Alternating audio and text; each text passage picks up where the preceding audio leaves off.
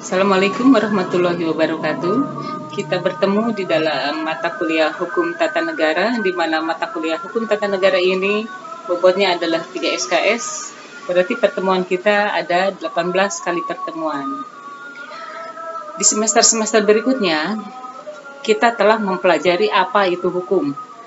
Nah, jadi untuk di mata kuliah Hukum Tata Negara ini, Ibu rasa sudah tidak usah lagi ya membahas tentang hukum. Namun pada intinya, Hukum Tata Negara itu mengatur hubungan antara masyarakat dengan negara. Jadi secara sederhana dapat dikatakan bahwa Hukum Tata Negara itu adalah peraturan tingkah laku mengenai hubungan antara individu dengan negaranya. Walaupun pengertian HTN itu masih lebih luas dari rumusan tersebut.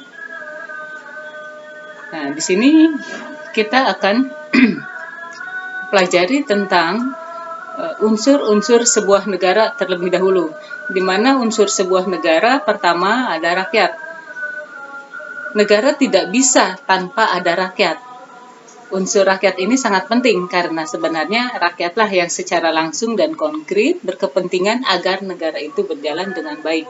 Begitu juga dengan posisi negara itu sebagai organisasi. Karena pentingnya unsur masyarakat dalam suatu negara, maka selain ilmu negara, timbul ilmu-ilmu lain tentang masyarakat yang kita kenal sebagai sosiolog. Yang kedua, unsur dalam suatu negara itu adanya wilayah. Wilayah negara ini juga merupakan sebagai unsur konstitutif. Sebab tidak mungkin negara tidak mempunyai suatu wilayah yang dibatasi oleh batas-batas teritorial tertentu. Jadi kalau misalkan kita pergi ke mana, kalau di kita itu ke Kalimantan, jangan terlalu ke utara, nanti kita malah masuk ke negara lain, masuk ke Malaysia Timur atau ke Brunei, ya. Dan biasanya batas wilayah suatu negara itu mencakup daratan, perairan, dan udara. Terus yang ketiga, unsur sebuah negara itu adanya pemerintahan. Pemerintah adalah alat kelengkapan negara yang bertugas memimpin organisasi negara untuk mencapai tujuan negara. Oleh karena itu, pemerintah seringkali menjadi personifikasi negara. Selanjutnya, dalam hukum tata negara ini ada berbagai macam pendapat dari beberapa ahli.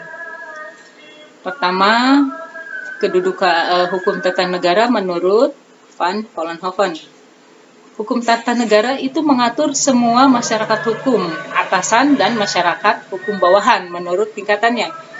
Dari masing-masing itu untuk menentukan wilayah lingkungan masyarakatnya dan menentukan badan-badan dan fungsi masing-masing yang berkuasa dalam lingkungan masyarakat hukum tersebut, serta menentukan susunan dan wewenang dari badan-badan tersebut. Terus ada juga pendapat yang mengatakan bahwa HTN itu merupakan hukum yang mengatur organisasi pada sebuah negara. HTN menurut Scholten dibedakan antara HTN dalam arti sempit dan HTN dalam arti luas. Di mana dalam arti sempit ini HTN hanya mengatur hukum tentang organisasi negara. Terus ada lagi pendapat dari Van der Pot. Menurut beliau, HTN adalah peraturan yang menentukan badan-badan yang diperlukan serta wewenangnya masing-masing, hubungan satu dengan yang lainnya, dan hubungan antara individu dengan individu. Ya. Untuk lebih jelasnya, kalian bisa membuka materi ini dalam forum e-learning. Ya. Lalu untuk pertanyaan di pertemuan pertama. Jelaskan pengertian hukum tata negara menurut Lokman. L O G E MANN. Dan apa saja yang dipelajari dalam HTN menurut Luqman? Baik, terima kasih. Assalamualaikum warahmatullahi wabarakatuh.